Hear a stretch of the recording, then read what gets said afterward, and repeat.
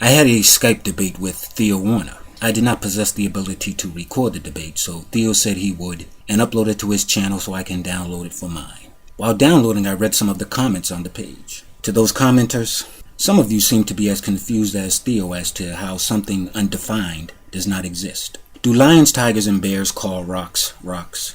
No. Rocks are simply objects you can find lying all around you. It does not become a rock until someone designates it a rock and defines what a rock is. Until then, rocks do not exist, only objects. Anything can be a rock. Take a fish. Do they have to swim? No. But when you designate something as a fish and define it as something that swims, then a fish swims. Must humans be able to walk? No, but they are still human because we designated that object a human. We have not defined a human as something that has to be able to walk. For the sake of argument, let's define a human by two things. A human is a thing that can walk or run. Someone comes along and tells me my definition is wrong. They say a human is a thing that can walk, run, and sprout wings to fly. I tell them if they want me to accept that, they had better prove it. They tell me they don't have to because their definition is as valid as any others. These analogies didn't occur to me during the debate, but hopefully they'll clarify my point. Secondly, some of you applaud Theo's patience in continuing this conversation. Had he not, you would have understood that and applauded as well. Theo can do no wrong. You are simply blind theistic sycophants. Well, now you are my sycophants. Applaud me for having the patience to continue as long as I did with Theo, and applaud me for losing my patience and hanging up on him, or reveal yourselves as the ignorant hypocrites you are. Okay, so we're recording and we'll begin. My name is Theo Warner, and I run a YouTube channel on YouTube called Theo Warner. And I'm in this video will probably be very long, and it's going to be a conversation with another YouTuber who goes by the name Billsy Bob. And Billsy Bob, why don't you introduce yourself? This is Billsy Bob. If you've ever been to my channel, you should know me pretty well, and I'd like to thank everybody who watches this. Wonderful. So we have a lot to talk about. I've made a couple of videos, and you've made a couple of videos, and some of these videos have been in conversation with each other. And so I think that we're going to try to scoop all that conversation together and come to some clarity about our disagreements and move on in some way in what I hope will be a very interesting conversation. Would you like to say something about what we're doing here? Well, my interest in this conversation is my channel is basically, I'm simply out to destroy superstition in all its forms. God belief to me is one of those superstitions, and as an atheist, I'm taking on the challenge of ridding the world of it. So, in my opinion, anyone who believes in a God or believes gods exist is someone I have to convince they're wrong. And I believe you're one of those people. And I'm here to see why you believe this stuff. That's very interesting. One of the videos that I made was a video about how there are two groups of people who really want to know how you answer the question, do you believe God exists? And those are I would say these are Christian fundamentalists, and another group of people, these very vocal atheists, who also ask this question. And the reason that they're asking is not because they're curious about people or they want to have conversation. It's because they're there pretty much to shit on your beliefs and to try to convert you to some other mindset. I personally find it tremendously offensive when a Christian sort of evangelical person walks up to somebody and tries to start converting them. That's sort of Ray Comfort and sort of mentality. It's sort of aggressive, militaristic evangelicalism, and I think it's deplorable. So I guess that's what you're doing too. I don't know how you see that. I'm out to just eradicate superstition. If you don't believe God belief is superstition, well, we'll just have to disagree there. Well, what's wrong with superstition, out of curiosity? It retards the world. It holds man back. It's the opposite of reason, logic, science. science is progress. Superstition is, that's just, it's a detriment to all things. That's right. I agree with you, but maybe you could answer the question: why is it bad? I mean, you've defined what bad is quite well. No, I've defined what superstition is. That's what superstition is. What do you think superstition? Just the opposite of reasoning? Yes, it is a detriment to humanity. It is bad. It retards progress. It's superstition, believing in stuff that isn't real, that will. Let's take a look at say global warming. Okay. You have many Christians saying there's no such thing as global warming. Yes. Well, scientists say it's global warming. It is superstition. It is their God. I've heard actually Christians say that God said it would never destroy the world again, as in Noah's flood. Mm-hmm. So global warming doesn't have to be worried about. We don't have to worry about taking care of our planet. That's the epitome of superstition, what it does to the world, what it's doing to us. And I agree with what you're saying, but I think that it's worth making this very clear. I think that what you're saying is that the problem is when Christianity trespasses into something like a scientific question, like does global warming exist and what are its causes? No, that's not what I'm saying. That's not what you're saying. You're saying it doesn't matter. I'm saying it doesn't matter if it's Christianity. It doesn't matter. It doesn't even have to be religion related. It's the superstition. Right, but itself. So I guess what I'm asking you is it the superstition itself that bothers you, or is it the consequences of the superstition when it does things in the world? That's what I'm talking about, the consequences. Okay, so the result is. Okay, so then I was right. Superstitions.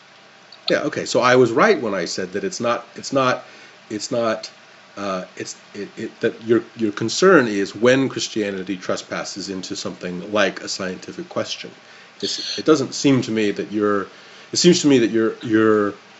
If you're concerned about the consequences of superstition, then to a lesser extent you would be concerned about the superstition intrinsically. That's what I'm saying. It doesn't matter if it's Christianity. It's the superstition itself. Yeah. So if I had a superstition, for example, that did not trespass into some sort of issue of science or some sort of public harm, would you have grounds to object? I object to all superstition. Would you have? I'm sure you would, but would you have grounds? I mean, you've talked about consequences, and I'm curious about those superstitions which don't seem to have a consequence. Or all superstition has a consequence. Really? What about the consequence? What about the superstition of not going under a ladder? If you hold, not you personally, I'm just talking about in general anyone. Yeah, if they hold this superstition that walking under a ladder is going to cause harm to them, that superstition is causing harm to them. How? It is retarding them. That superstition will affect other areas of their life. How? It will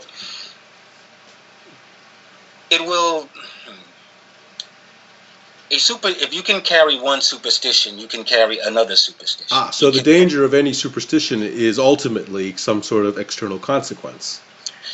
Yes. Okay, so you're not really moving beyond the issue of there are consequences to superstition, and I join you in saying there are consequences to superstition, but this so far what you've said doesn't amount to the idea that superstitions are intrinsically bad. And yes, secondly, you expose yourself to the problem of what about superstitions that have positive consequences? A positive consequence from superstition. Sure. Superstitions are all negative. They're false. Why? Why are they negative? Because they're false. So what? Falsehood is a negative. So? Well, that's just if negatives are not negative to you, well, I don't know what else I can tell you. Well, you haven't explained why it's negative. You've simply said that it is. You've appealed to consequence in evaluating superstition otherwise, and I guess what I'm saying is that it seems to me like if to answer the question why is superstition bad, you're going to have to consistently say, for some sort of consequence in the real world, something that crosses into an ethical or civil or political territory, or that the badness is inherent to the thing itself. The badness is inherent to superstition, and it retards the superstitious person. Okay. The superstitious person may not affect the world around him or her in any way. Okay. But that superstition is affecting them. It is retarding them. So superstition is a negative, period. Okay. How is it retarding them? In what aspect is it retarding them?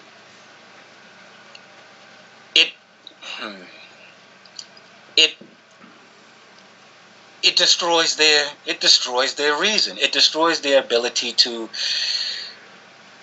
It stops them from exploring, from doing things, from evolving, from.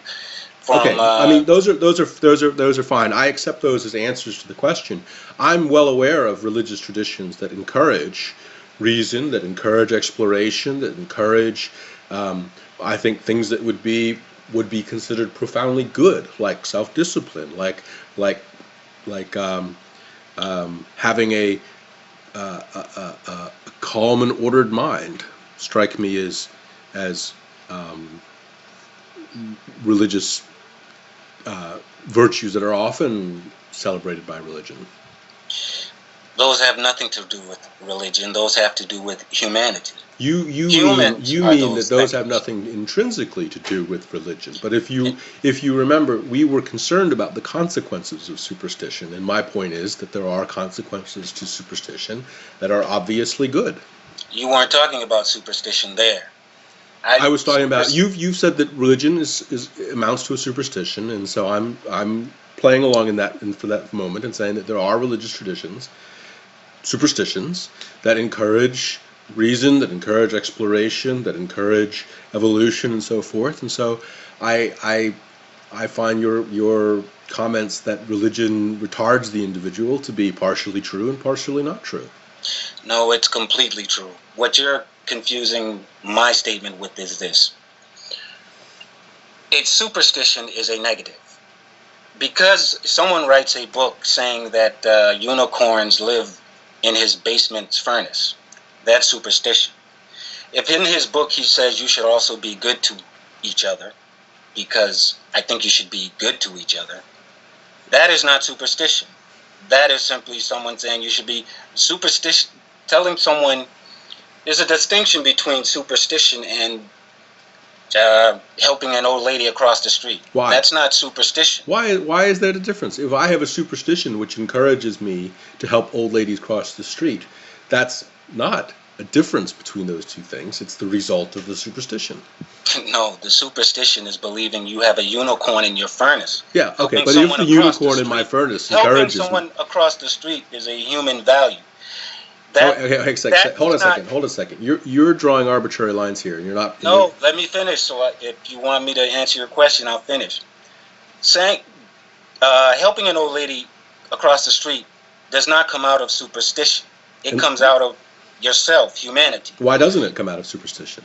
Because superstition is that you have a unicorn living in your furnace. What about the superstition across the street about But what about the superstition that the unicorn in my furnace also wants me to help old ladies across the street? That's coming out of your head. You're projecting what you want onto your unicorn in your furnace. So what?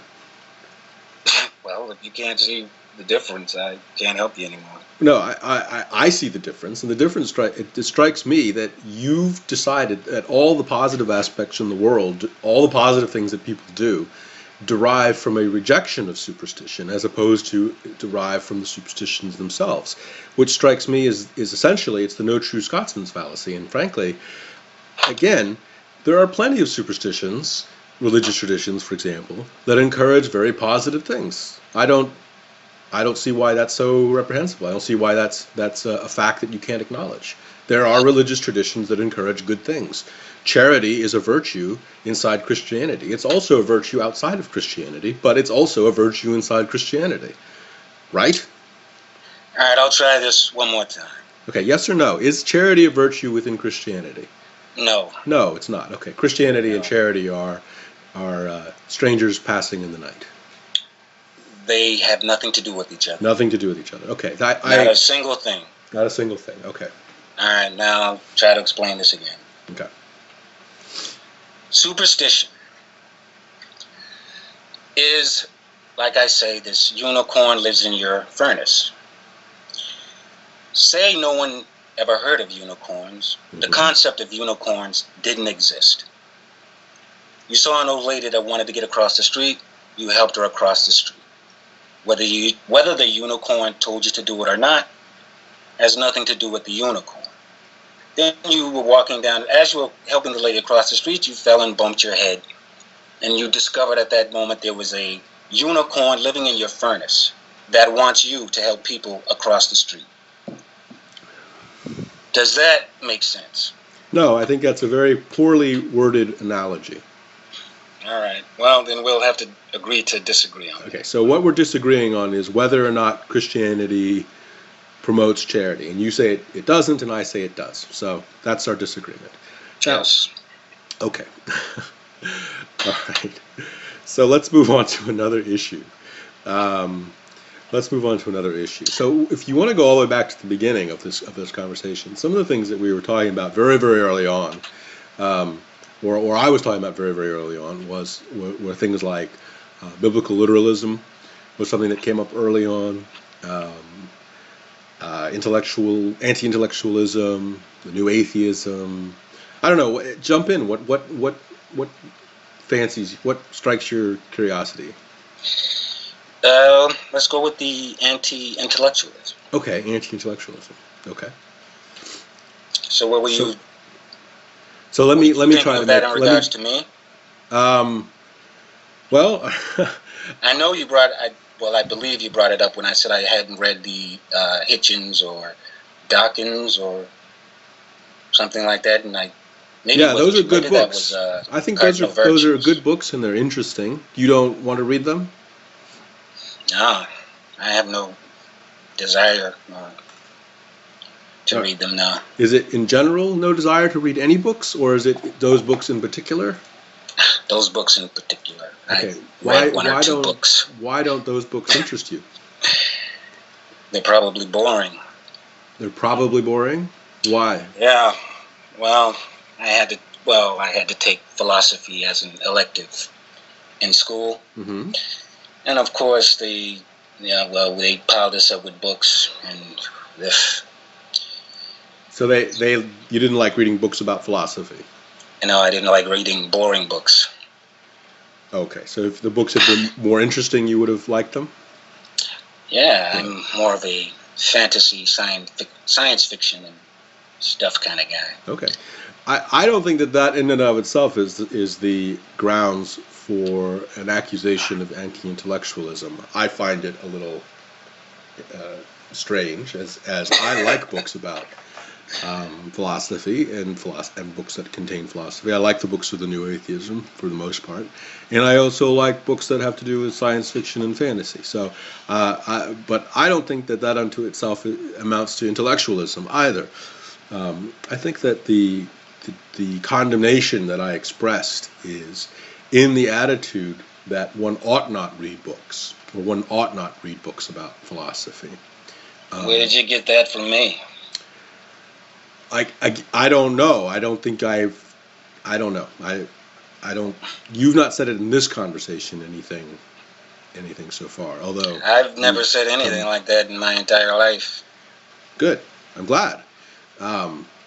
So how could you get that from me saying I didn't read a book, that I'm against reading philosophy books? Well, okay. Hold on a second. Let's be careful. Did you just say that you're against reading philosophy books? From my understanding of what you said, that's what you thought I was saying. All right. Well, we need to clarify. I guess I don't know. We need to look back at exactly what you said in order to explain this little standoff here. Do you know where this happened in our conversations?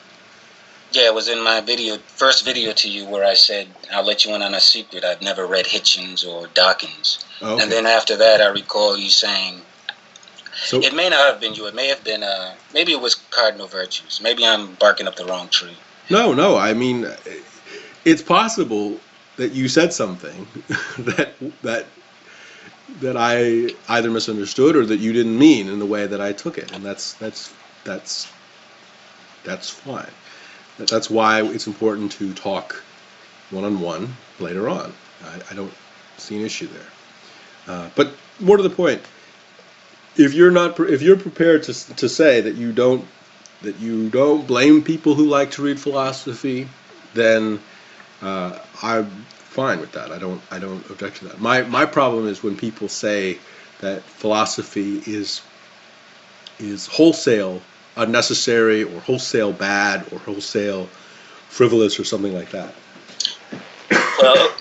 Well, those people are idiots. Yes, they are, and I think that's why I make videos about them. D.P.R. Jones has said this many times. Bionic Dance has said this many times, and that's one of the reasons why that philosophy books are useless. Yes, and I mean not just philosophy books, but that the idea of philosophy or philosophical discourse in general is something undesirable or something like that. To me, that's a very troubling sentiment. And it's not just an attitude towards do I like philosophy. It's the attitude of whether or not philosophy is an avenue to understanding the world. For example, when you position philosophy against science, for example, I think that most people would say that philosophy is a great way to study the world, to think about serious issues, and can be rewarding. They would say the same thing about science. One of the problems that I see in the world, particularly inside the New Atheism, is this attitude that science has supplanted philosophy as a good way to think about the world, and that philosophy is somehow, I don't know, unconnected to the world and sort of so abstract that it's stupid, and that you really shouldn't do philosophy. What you should do is do science. To me, that is a problem. That attitude is a problem. I remember you telling me New Atheism was something about after 9/11. What is New Atheism to you when you say New Atheism? So it's difficult to pin down. It's it's not something that emerges with an intrinsic property. So we have to describe it generally. And so what we're doing is we sort of. So then, when you say New Atheists say philosophy should be ignored, you're generalizing? Well, obviously, I'm generalizing. I mean, it's not an intrinsic property of the New Atheism, but the. So where did you get the idea that New Atheism says this? From reading many of the works of the New Atheism and speaking to many members. All right, well, of it. before we get there, I guess you'd better tell me what a New Atheist is. I'm a little lost there.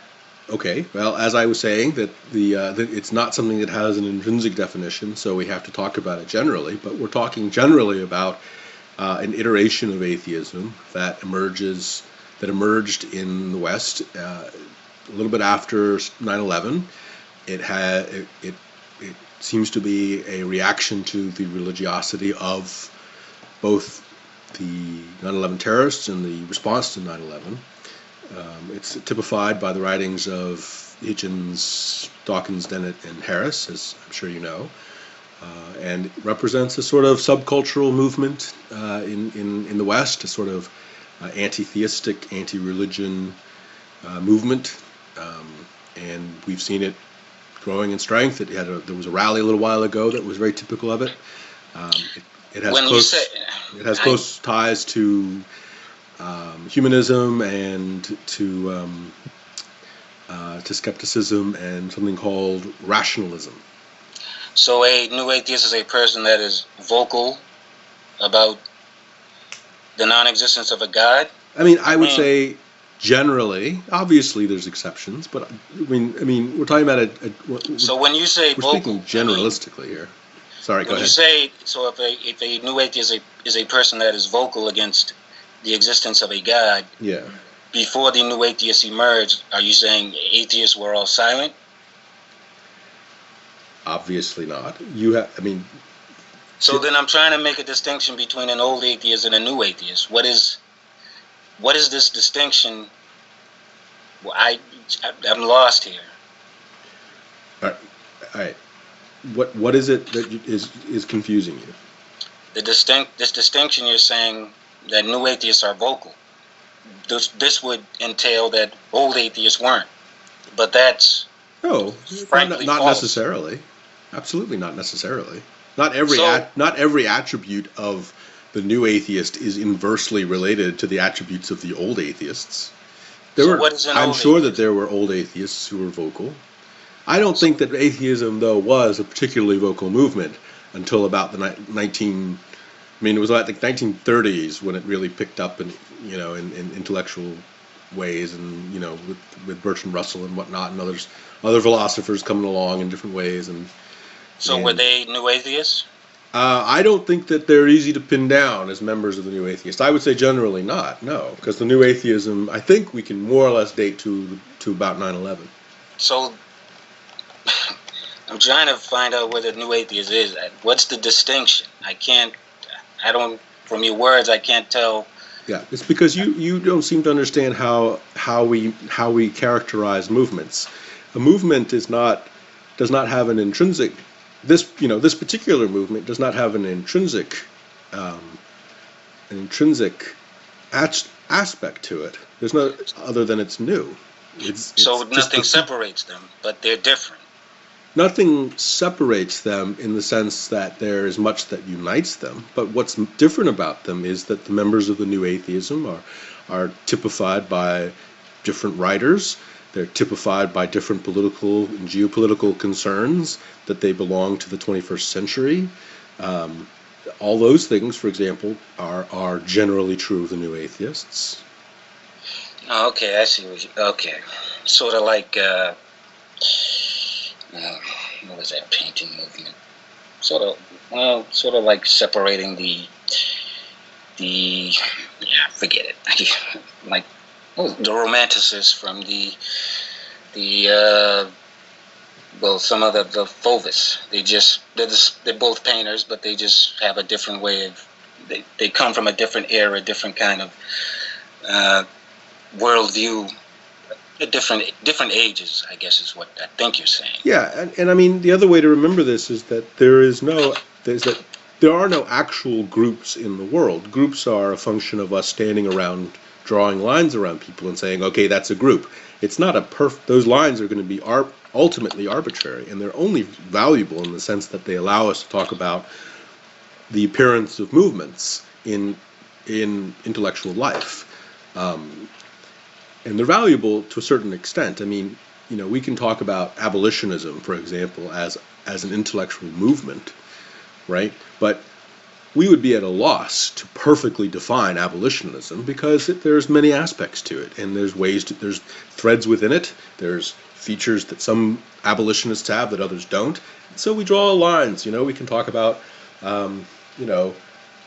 Christian abolitionism and secular abolitionism and so forth, and those lines aren't even very perfect, and they can break down, and we're going to have all these different groups and so on. I'm sure that even within the New Atheism, there are several groups that are legitimately different from one to the next. I've attempted to draw a line around two of those groups, saying that there's a group of members of the New Atheism who are anti-intellectual and who represent nearly religious features, and I'm also indicating that there is another group of members of the New Atheists who are very sort of pro-intellectual and reject those features of the other group and have different priorities. But they're all linked in the sense that they're also members of the New Atheism. So of course it's an imperfect gesture, but it's the beginning of a conversation. It's not going to succumb to. It's not going to withstand, burdens of like the perfect definition or anything like that. I see. I mean, why would it? I mean, obviously it doesn't. There's people don't work that way. It's the real world. Nothing is black and white. All right, I can get with that. I guess, yeah, it makes sense. Makes perfect sense. Okay. All right, so let's see, what else? What were some of the other issues that I wanted to, let's see. Most of your videos had to do with what's wrong with me or what's wrong with what I was saying. So I'm hoping to get to those. Let's see, what else did I say? Well, I have a bunch of questions, but it's all dealing with your religious beliefs. So I guess I wouldn't be able to. But I can remember some of the things. What were some of the things I was talking? Yes. Neil deGrasse Tyson is not an atheist. Ah, yes. Neil deGrasse Tyson. Well, Neil deGrasse Tyson and Stupid Atheists was the name of the video. No. I was. Oh. I think you were saying in the video that. Well, you weren't saying, but Neil deGrasse Tyson claimed he wasn't an atheist, that he was an agnostic. And I posited he is an atheist, whether he likes to accept the label or not. Mm-hmm. And I was wondering, now this is not by the human standards, of course. An atheist. This is not by the what? By human standards. By this is what is it? By the God's standards.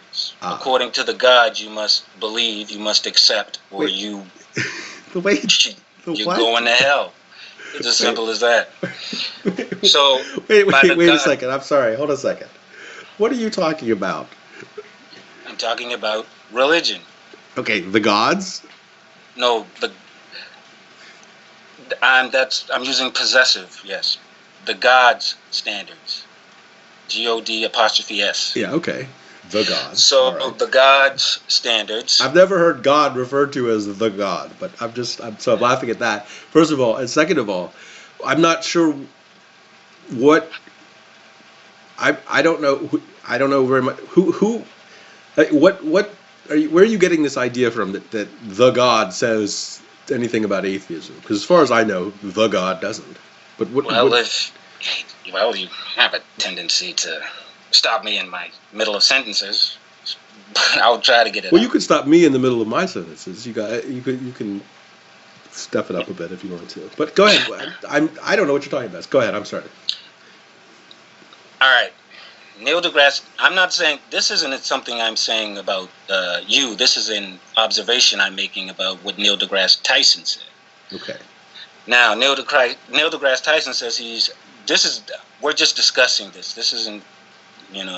This is my opinion on something he said. That's all this is. I know. So Neil deGrasse Tyson says he's an atheist. Not an atheist, he's an agnostic. Yeah. Now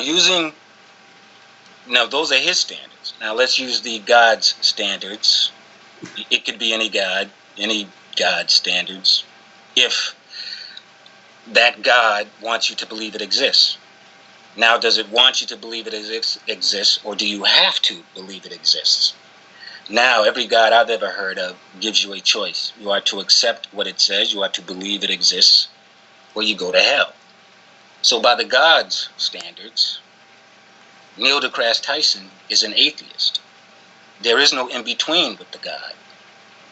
So that was my point when Neil deGrasse Tyson said he isn't an atheist, and you seem to agree with him. Human standards don't matter to the God. Only its standards matter.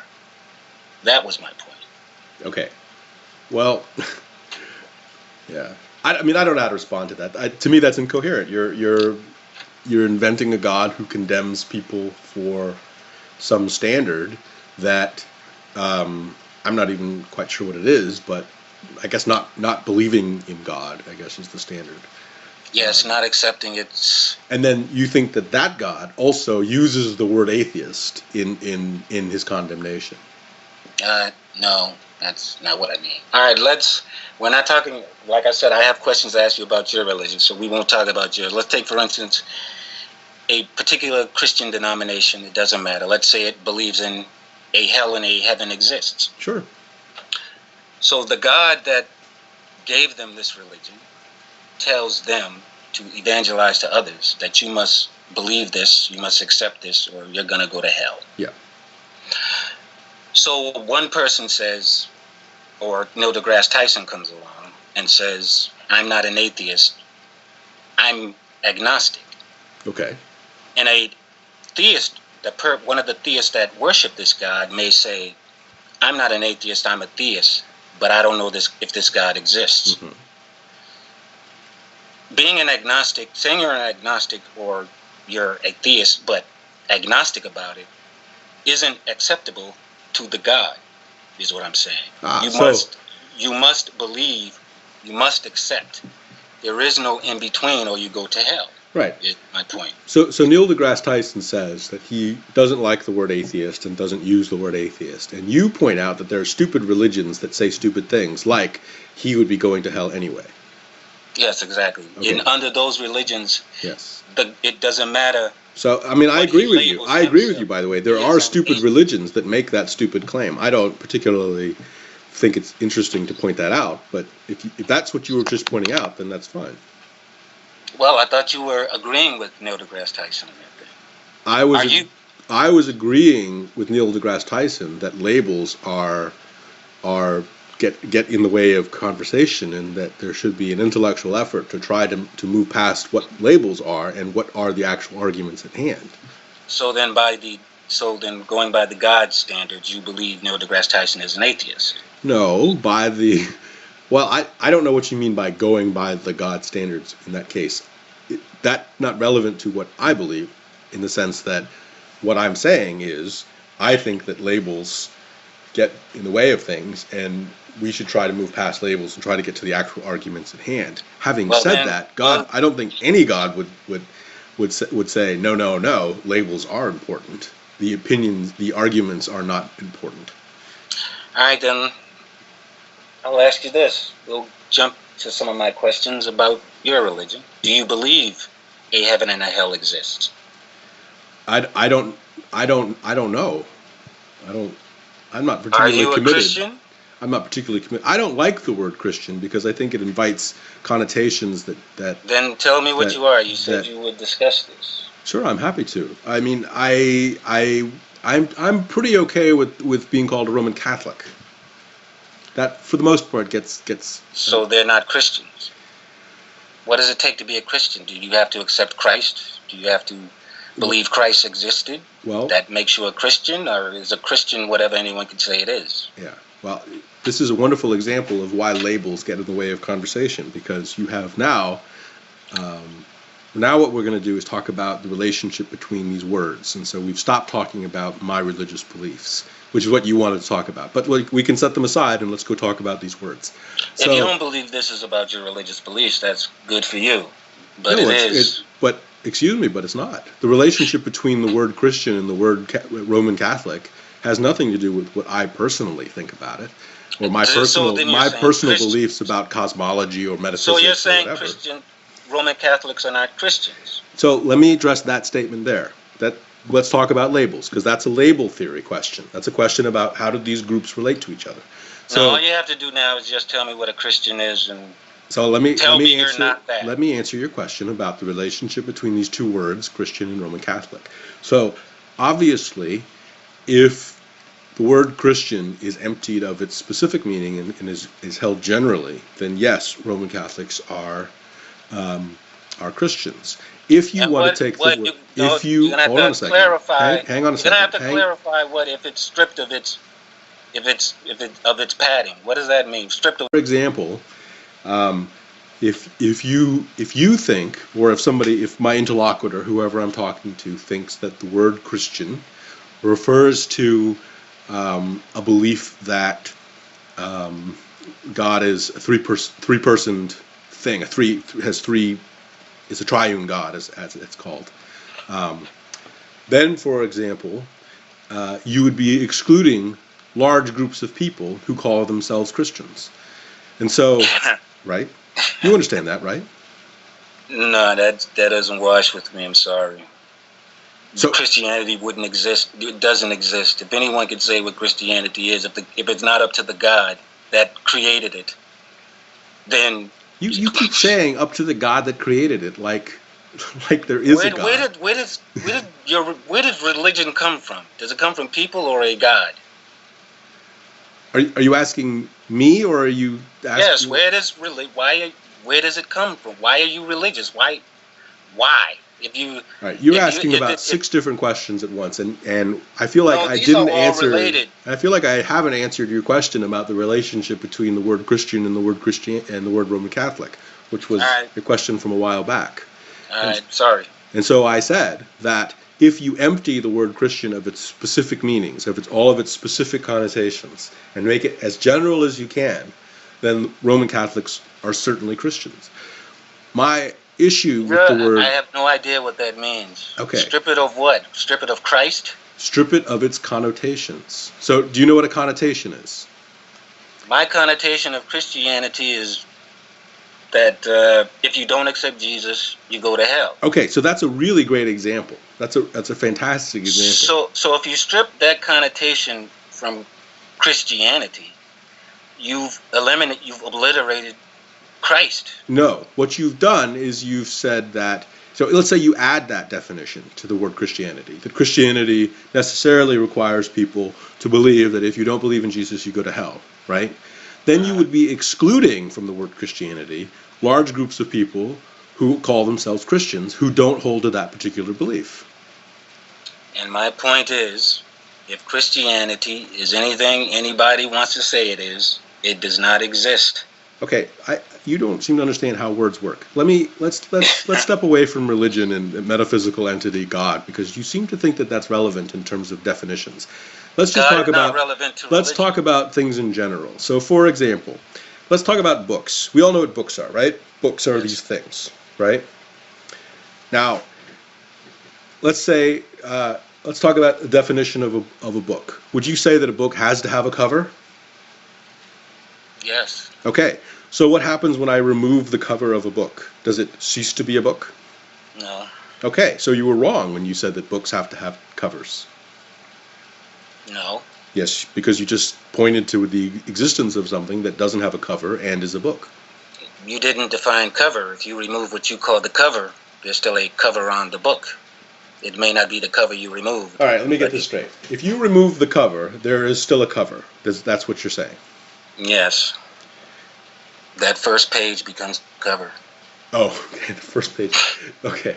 All right, so you're right. You're very clever. That's very clever. Let me come up with a different definition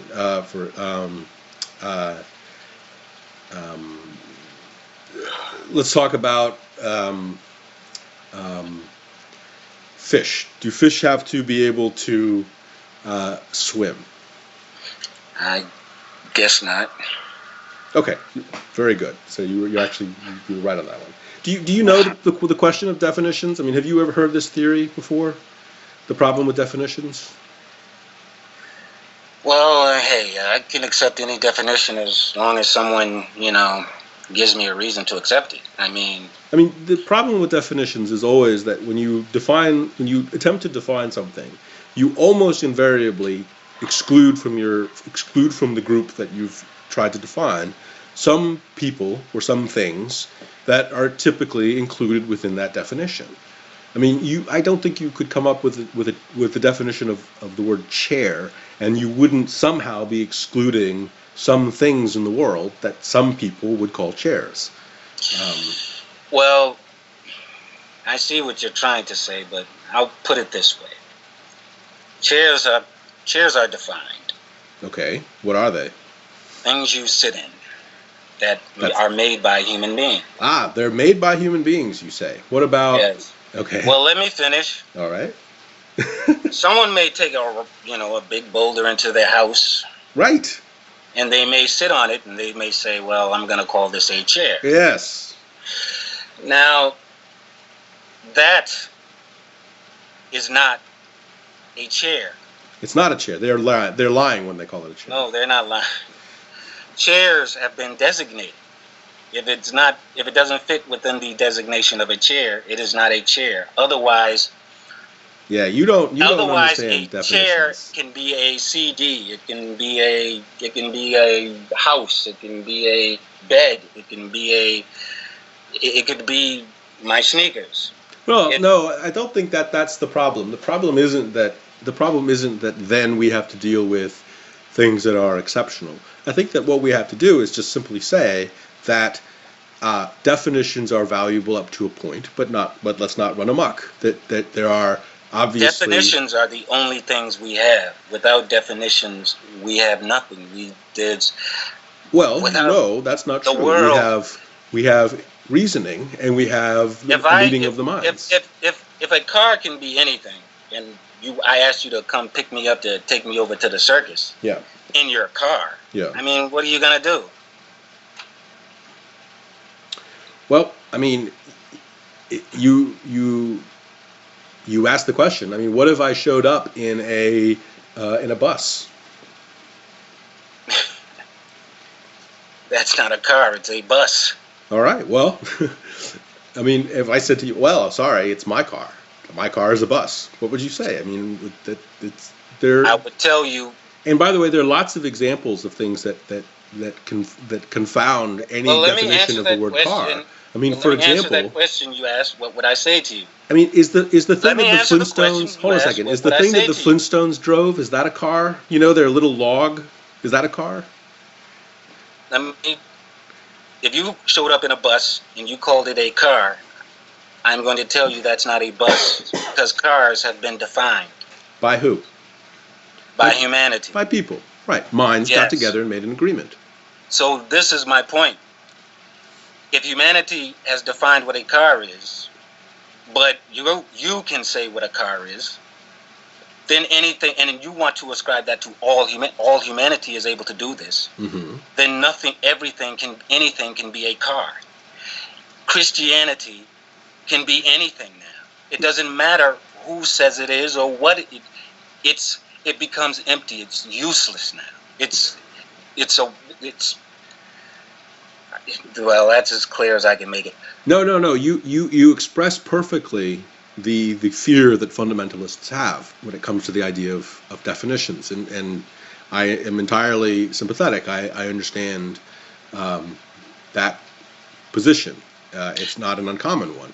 It has existed every time there's been progress in the world. People like you come along and say, well, what about the definitions of things? I mean, this is you fundamentalist types are making this argument now with the idea of gay marriage. You're insisting that marriage is defined by people, and that it's already defined. We can't have some other definition. In fact, I'm glad I don't live in that world, because that world. Hey, you. What do you mean that world? That's the world you are talking about. You're saying that's the way it is. That definitions don't matter. I live in a world where I believe that definitions are not. I mean, they're important, but they're not infallible. I think all humans have, unless you believe there's something beyond humans. What? Say that again. Definitions are all humans have, unless you believe there's something beyond humans. What do you mean that all humans have? What do you mean by that? What does that mean to you when you say all humans have? All humans have in this world to rely on are humans. Well, if what you're saying is that if what humans designate is not, if what humans designate something as is not its designation, there's nothing left to designate it for you. You will show up in that bus when someone asks you to bring a car. Okay, so let me. You realize that a lot of definitions that exist today didn't exist once upon a time, right? A lot of things today didn't exist once upon a time. Right. So, for example, the difference. I wouldn't assume the definition of a car would exist when cars didn't exist. Exactly. So, at some point, we had to come to an agreement about what words mean, right? And know what things are. What definitions mean, excuse me. Right? We had to come to an agreement. No. No, we didn't come to an agreement. I'm talking about what... I'm not saying what...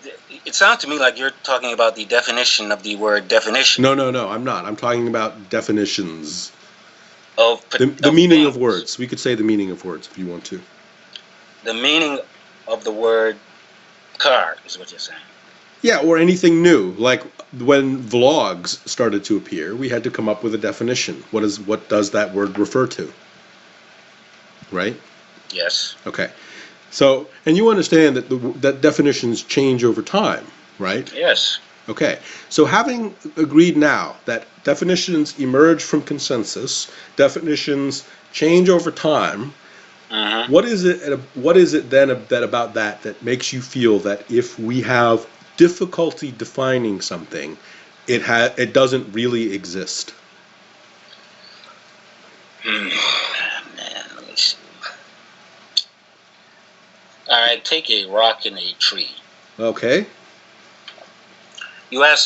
Someone asks you they've heard of a rock. So they ask you what a rock is. Okay. You point to the rock and say, that's a rock. Sure. They say, no, that's a tree. You say, define a rock for me. You say, define a tree for me. They say, a thing with leaves and roots and, that takes in sunlight to convert energy to food. Right. And you tell them that is not the definition of a rock. That is the definition of a tree. Mm-hmm. So that thing you pointed to and said was a tree is not a tree. It is a rock. Okay. That is all humans have to rely on. Okay. There's nothing else there. So Yes, we cannot define things if things that have been defined cannot. If you don't know what I'm talking about when I'm talking about something, language. So you're that's as clear as I can make it. Yeah. And I have to say that your apprehension, I think, is misplaced, because people generally don't confuse what you mean when you refer to trees and rocks very much. Those are not. Yes, but that's they not would a confusion. by your worldview. No, I don't think they would, because I think that the difference between you said you'd show up in a bus when someone said a car. Well, cars and buses there are examples of things that are similar to both cars and buses, and you would have difficulty. Well, all right, now we're hang on a second, because you're missing. All right. Hang on a second, you're missing something, because there are things that confound our ability to draw the distinction between a car and a bus. Obviously, I mean, you talked about a tree and a rock, and though there's very little that confounds our ability to define the difference between a rock and a tree, there is a great deal, for example, that confounds our ability to find the difference between a bush and a tree, though, because even as I listen to your definition, something that has roots and branches and takes in energy, you were also describing a bush. So there are things that make definitions more complicated. Now, if you want to live in a world where you only compare trees and rocks, that's fine. You're right. In that kind of comparison, there's very little difficulty in coming up with definitions. But what I'm proposing is that when we compare things that are very, very similar, or where the differences are subtle, or where there's nuance that exists, definitions become more complicated. Labels become more difficult to attach. And that's, by the way, the great stuff. Those are the great questions that come up in thinking, is when we say, well, what really is the difference between, a libertarian of this kind of bent and a libertarian of that kind of bent? I mean, they're so similar. How are they different? I mean, that's what definitions are. That's why definitions emerge as new words. We need new words to describe new things, and that's why definitions change over time, because not every definition is sufficient to help us through comparing two very similar things. Well, in your world of trees and bushes could be considered the same thing, I guess that's what you're saying about Christianity. Whatever the person says it is, that's what it'll be. No, that's not what I'm saying. I'm not saying that definitions... You can't distinguish a tree and a bush by its definition. No, again, hold on a second. Specific definitions. Hold on a second. Then a tree and a bush become indistinguishable. There are examples of species that do not make it easy for us to draw distinctions between bushes and trees, that make it difficult for us to draw those distinctions. There are distinctions within Christianity that make it very difficult for us to talk about does this particular group of people exhibit the features of Christianity or not. I mean, that's a very common thing. Unitarians are a great example of a group of people who people really do have issues with, do they believe are they Christians or are they not Christians? That's a traditional example of a group of people who we really have to sit around and think about. We have to examine their doctrines very closely. All right, you just said if they're Christians or not Christians. So why don't you define a Christian for me, if it's possible, by your worldview? Well, I try not to define words like that. Because it is impossible by your worldview. Well, I'm not sure it's impossible. I would say Yeah, that it is. I would say that it's Give it very, a very shot. difficult. Very difficult. Just for me. Just for you, okay. What is it? What is a Christian? I mean, I would say that Christians are a group of religionists who subscribe to to a version of the teachings of Jesus Christ, who believe. How many versions did Jesus put out? I'm sorry? How many versions did Jesus put out? How many versions did he put out? Yes. What does that mean? What do you... You said they subscribe to a particular version of Jesus' teaching. So I'm wondering how many versions Jesus put out. Well, I'm not saying that they subscribe to one particular version. I'm saying they subscribe to... So there are many versions. Yeah. Jesus' teachings. Are they Jesus's, or are they yours and those other Christians? As I am explaining to you, when you ask me to define a Christian, and what I'm trying to do is to draw a circle around a group of diverse people who disagree. So obviously there's disagreements between them, right? But what are they? But you can't tell me what they're disagreeing on, can you? They're disagreeing on the doctrines of their religion. And what are those doctrines? There are many. I mean, the status of the afterlife, the nature of salvation, the status of the resurrection, these are all aspects of disagreement.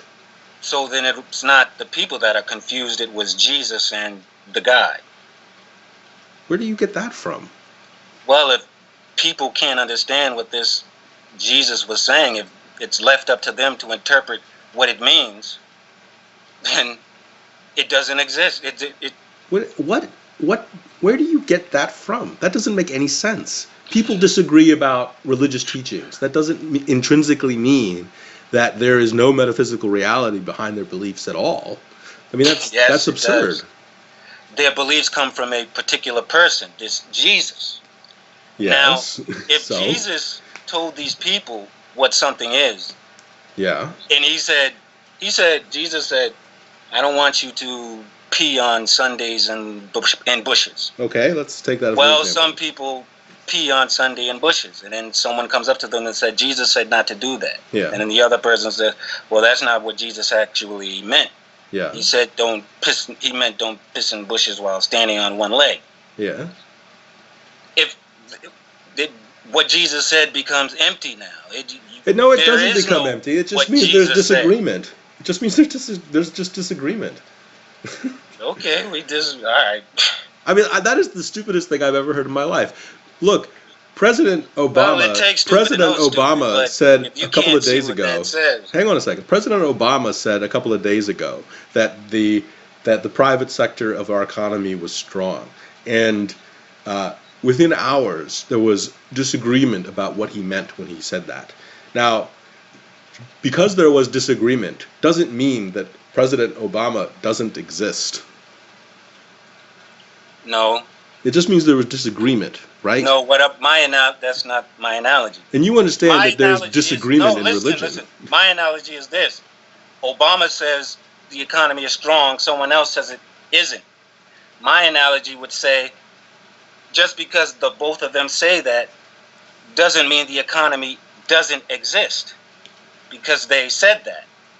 Okay. It has nothing to do with the existence of Obama. It's what Obama said that people were disagreeing on. Exactly. So what Obama said is actually true or it isn't true. Either the economy is strong or it isn't strong. Okay, but It's we're one not. or the You other. understand that when we're talking about, are you a person who listened to the news, for example, we're not beholden to answer the question, is what Obama said true? When I describe Christians, for example, I'm not commenting on whether or not their beliefs are true. I'm just trying to point to who they are, to identify them. And when I say that they disagree with each other, I'm not personally taking a stake on whether or not one group is right or wrong, insofar as I'm just defining the group. That's my point. That's your point. The group doesn't exist because the group has no consensus on what If Wait a minute. If Wait a the minute. economy actually exists. Wait a minute. They can't agree you on think that. that groups that disagree don't exist? No. Take the Obama example you said. No, go back to with Christianity. the existence of the economy. Okay. The people who take the teachings of Jesus as that economy. All right. The Let's people hold on can't a second. decide if this economy actually, if it exists or not. They say it exists, but they can't tell you what it is. So what? If they can't tell you what it is, it doesn't exist. No, that's not true. Just because people have disagreement on religious ideas, the religion doesn't exist? No, what does that mean? That's not what I'm saying. Are you sure that's not what you're saying? Because you keep saying it. All right, let me see. All right, let me figure this out. Hold on a second. You understand that Christians disagree with each other, right? Yes, that's okay. Yeah. So just hold that sentence in your thought, and then see if you can disagree with it.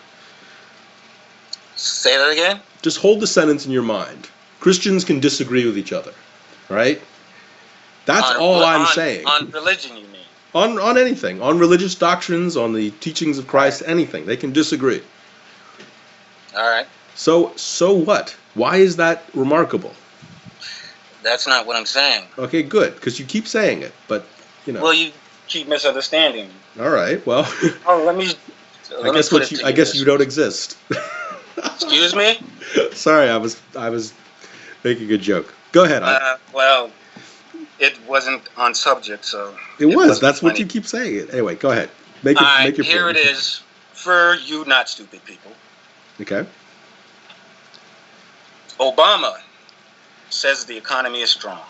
Yeah. So he's talking about a thing, the economy. Yes.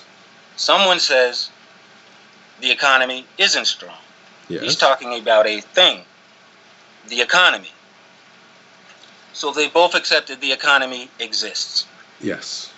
Now, whether it is strong or not doesn't matter because we know it exists. They then would have to decide if it is strong or weak to determine what it actually is. Christians will say, Jesus said this and Jesus said that, which means Jesus said something. So what he said exists. No, it doesn't actually mean Let me finish. Now the two Christians have to decide which one of them is right. What Jesus said, which one of them is correct. That is what I'm saying. You're saying that Christians have difficulty agreeing. All right, that was my final shot. Well, that's your point? Christians have difficulty agreeing on things? I agree, they do. Well, I told you once that wasn't what I was saying. You just said that. You just said that they would have to agree, but they don't. That's not what I said. That's what I'm quoting you. They would have to agree. On what? In this particular you said on what Jesus said. Yes. So they disagree about what Jesus said. They would have to agree on what Jesus said to make what Jesus said exist. No, they don't have to agree. Jesus said something. Hold on a second. Jesus said something at T1, which was like. No, you just said both of them are right. Then there is no wrong. I never said that. Never did I say that. That's what your analogy is positing. No, it's not. I'm not saying that they're both right. That one of them could be wrong. They both could be wrong. Oh man. All right. I'm saying that actually the question of wrongness doesn't come into it. We can define Christians without commenting on rightness and wrongness. All right. Then we'll agree to disagree on that topic. Yeah, you're quitting. You're just wrong. You don't know what you just don't understand. Go ahead, we'll keep see talking. what the comments say when we. No, keep talking. I really want to hear this point. I think that Christians are something we can talk. We can say what are Christians. We can try our best to define them. We can point to the fact that they frequently. When we talk about Christians, we're talking about you. We're talking about me. Yes. What about me?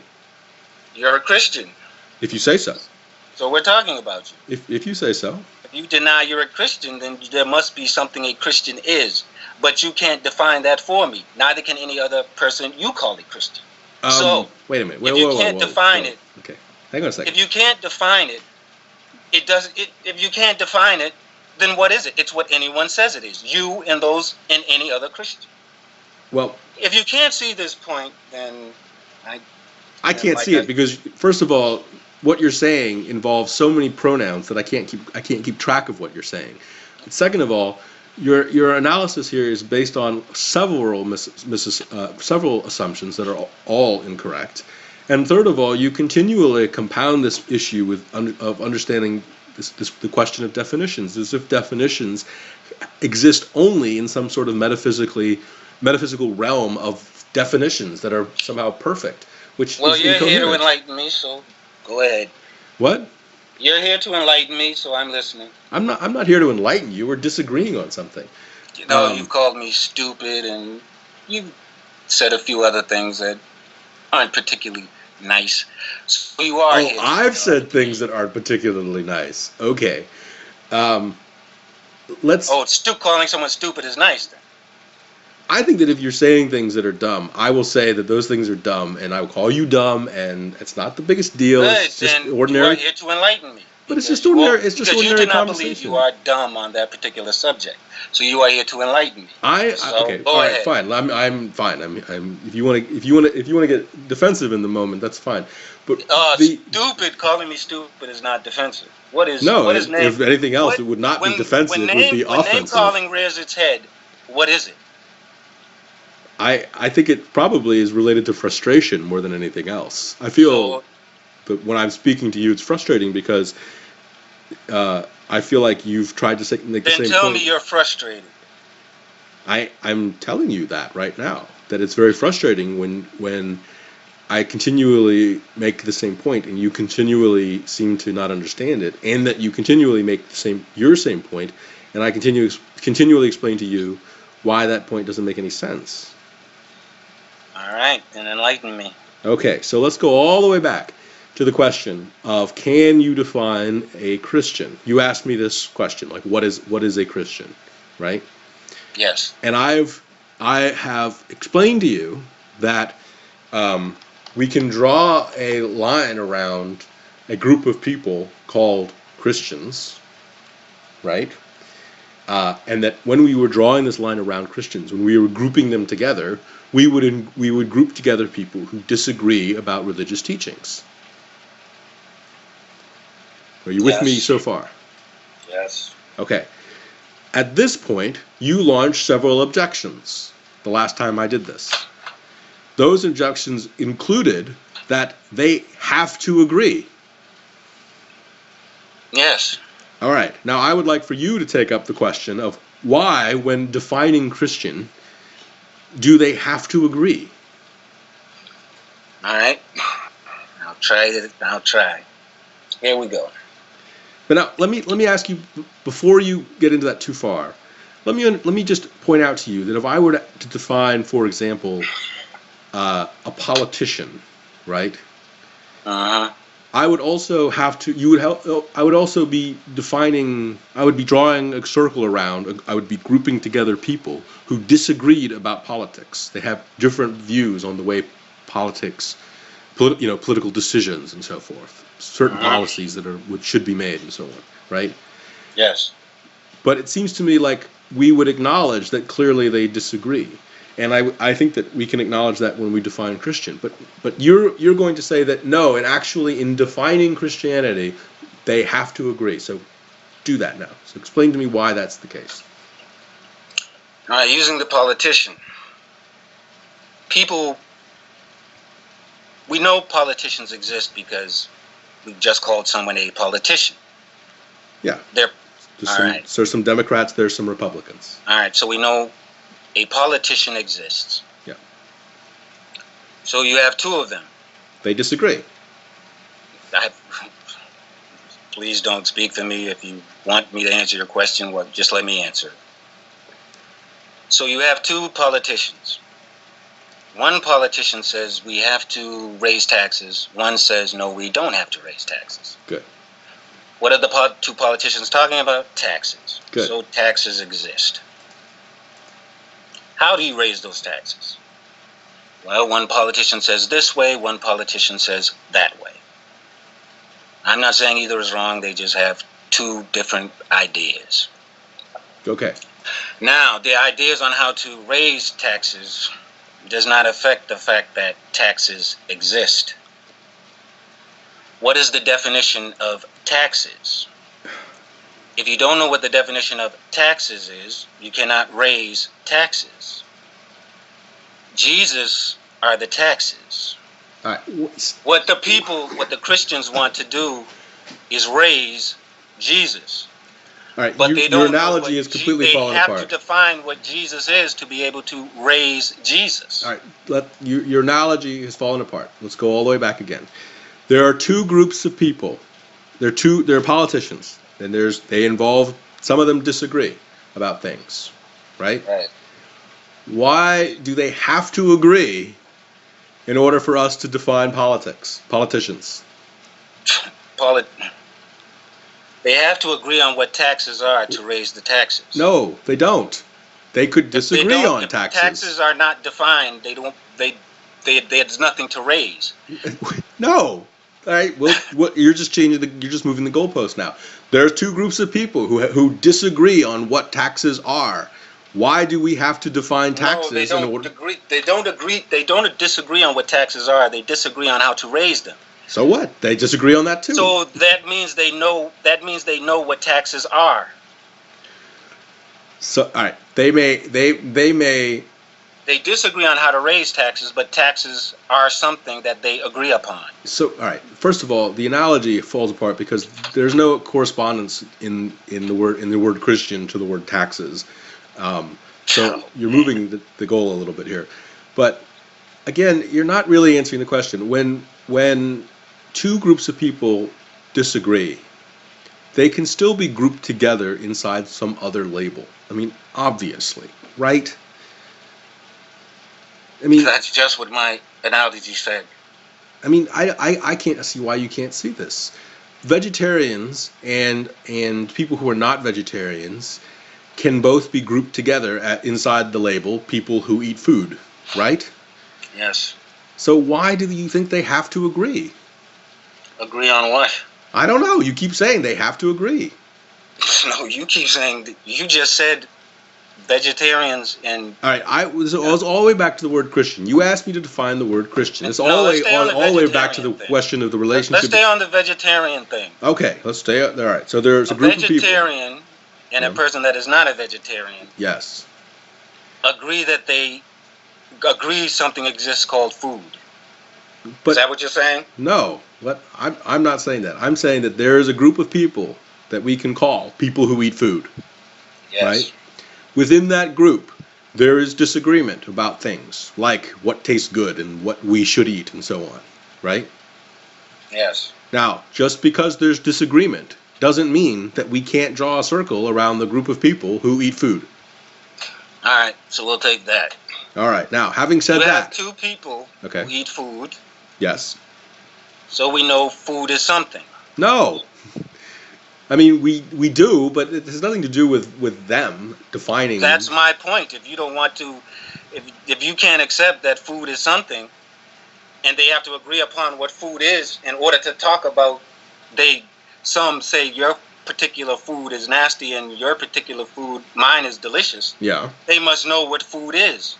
Food must be something. Well, the fact that food must be something is trivial because, it's not intrinsic to the definition of people who eat food that we define the word food. Food can be anything. If food is not defined, it can be anything. It can be a rock. It can be food has to be a particular thing. Well, I mean, ironically, one of the things that they would probably disagree about is what is food. I mean, for example. Well, that's my point. They disagree on what is food. They can't define food. And yet we can draw a circle around them.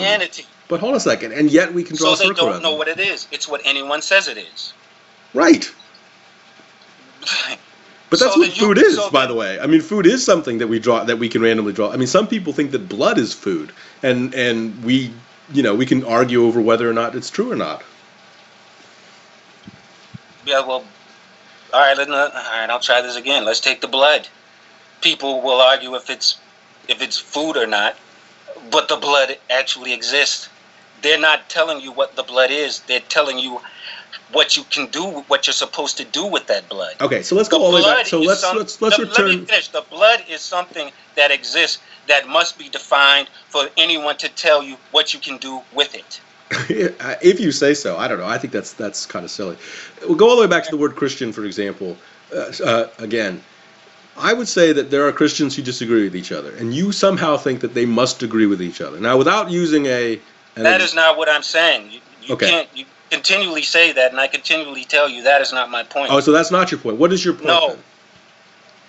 Then what the Christians can disagree Good. on what Christianity is. Good. But for them to disagree on what Christianity is, yes, there must be a Christianity to disagree upon. What does that mean? What that Christianity they're disagreeing upon, if it is not defined, it doesn't exist. It has to be defined for them to say what it is, to say someone else is wrong in their opinion of what it is. But no one has an opinion of what, no one can tell you what it is. So if they're telling someone they're wrong, the other person can just say, well, you're wrong. And they'll say, prove it. And they'll say, well, I can't. I'll say, why not? And they'll say, because I don't know what Christianity is. It's what I say it is. And so what? Why is that not a very good description of the way the world is? I mean, isn't that the way the world is? That sometimes definitions collapse, and we had to say, well, I guess we just have a problem with definitions. Don't collapse. Christianity has no definition. If you can't see, that's what. So Christianity has no definition. Say that again. Christianity has no definition? Yeah, that's correct. That's my point. Okay, so you think that there is a religion, but you do not think it exists. It does not have a definition. That's correct, because everyone chooses what that definition is. Okay. They say Jesus brought their religion. Okay. Their religion, they can't tell you what Jesus brought, though. All right, this is really interesting. I want to continue with this line of logic. So now that we've established that this is the same logic we've been on for the last 30 minutes. Yeah, no, this is wonderful. Now that you've agreed that, now that we've established that when people disagree about the definition of a thing, it does not exist. I think that you and I disagree. That is not what I'm. Oh, that's not what you're saying. All right, for the 10,000th time. Okay. But to disagree on what something is, it has to exist. To disagree. But to disagree on it, okay, it must be an act. It must have a definition for you to disagree over. It must That's have what a I'm definition. saying. Oh, okay. So the fact that Christians disagree about what Christianity is means what? That Christianity does exist now? Because you just said it doesn't exist. You said it very, very clearly. Yeah, stick with that thought. So which is it? Does Christianity exist or not? That's the thought. Which is it? That's the thought. It doesn't exist. It does not exist. Right. So once people disagree over the definition of something, the thing does not exist. Exactly. That's your point. That's my point. Christianity does not exist. Okay. Now, you and I disagree over the definition of superstition. Yes. So superstition does not exist. You mean the word or actual magic? I don't know. What do you mean by... I mean, I think that's the point. We disagree on the definition. So therefore, according to the reasoning you just established... Superstition exists because it is in your head. It is in the... If you're superstitious, you're superstitious. That's well put. Let's go all the way back. Let's recapitulate this one more time. Superstition exists because people are superstitious. If you disagree on if we disagree on what superstition is, we are disagreeing on something that we call superstition. To disagree on what superstition is, we must next define superstition to see who is right. Do you agree with this? No. Doesn't even make sense. Then we will continue. Then we will continue to run in circles.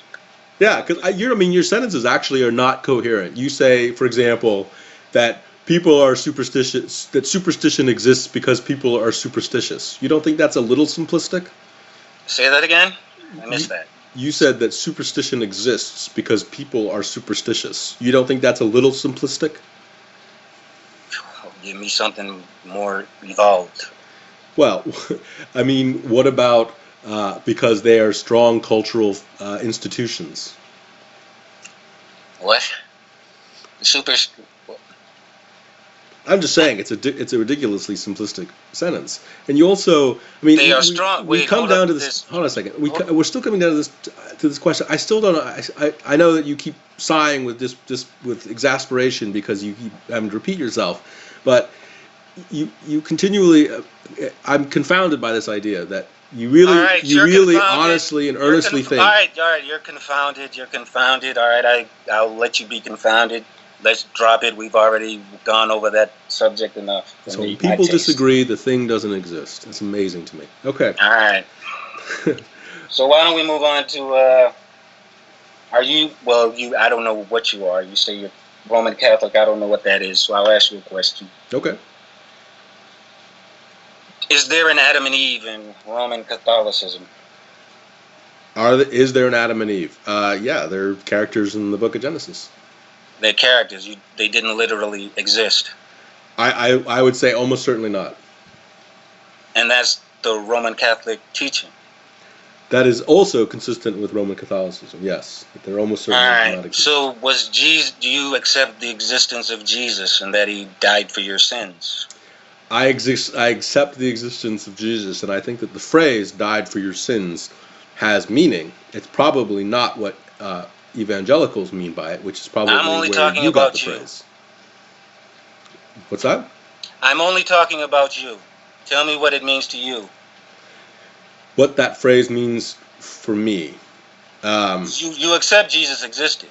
Yeah, I would be amazed if somebody didn't. Do you believe Jesus was tortured and murdered by the humans as a sacrifice for your sins? Again, the words are very difficult. We have to make sure we express what they mean. I would say something like this. I would say that what the crucifixion and resurrection represent. Did Jesus die for your sins or not? That's a yes or no. Okay, so you understand that I am attempting to demonstrate a more complicated position that can be expressed in the word yes and no. Do you understand that? Yes or no? So you don't know. I don't know.